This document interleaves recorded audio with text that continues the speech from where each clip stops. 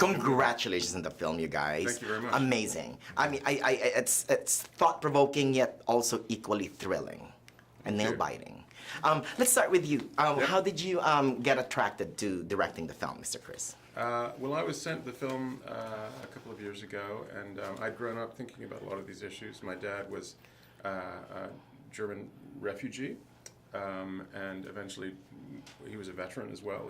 He joined the U.S. Army and served in counterintelligence. And he wrote books about the Nazis.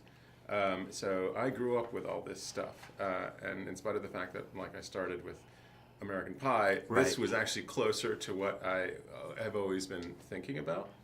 So I jumped at the chance. And your mom was also in The Imitation of Life, is that right? My mom, which was in the film.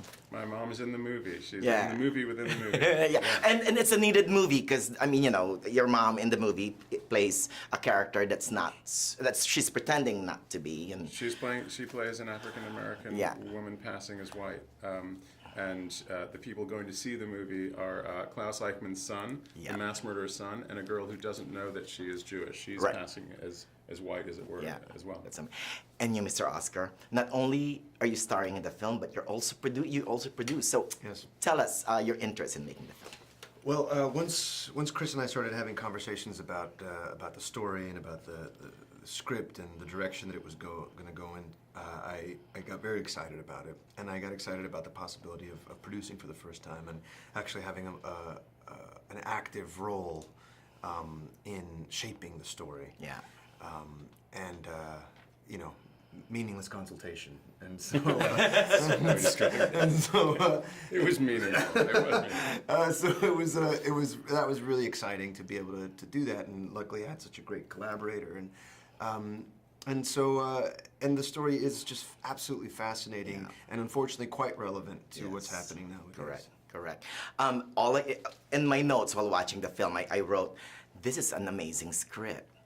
Was that true when you first read the script by Matthew Orton? Was that it's a terrific script. Matt's really, really smart. It's an incredibly well-researched script, and it sort of manages to take this historically dense, difficult subject and also make it kind of exciting from the point of view of a suspense thriller. Yeah, I mean, you know, it's a history film, yet it's not boring. It is fun to watch, and there's some funny one-liners in there. Mostly coming from your character. You know, you guys find some levity out of that situation. Well, I think that's you know, at least in my experience with a lot of Israeli people, that there is just like a deep-seated irony with life, and there's just it's just such a warmth and a wonderful way of looking at a tragedy. And finding the little thing that kind of lets you keep going and kind of gives you energy and also deflects. It's a defense mechanism. And I just think I was really fortunate that with Chris and Matt as well, that we were all excited about trying to infuse it. And the truth is, Peter Malkin, the character that I played, in his autobiography, and even if you read his interviews, he was a really funny guy, and he was quite charismatic, and he used it as a weapon as well.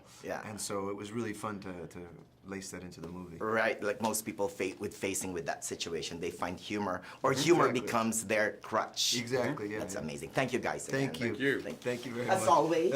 Thank Cheers. you.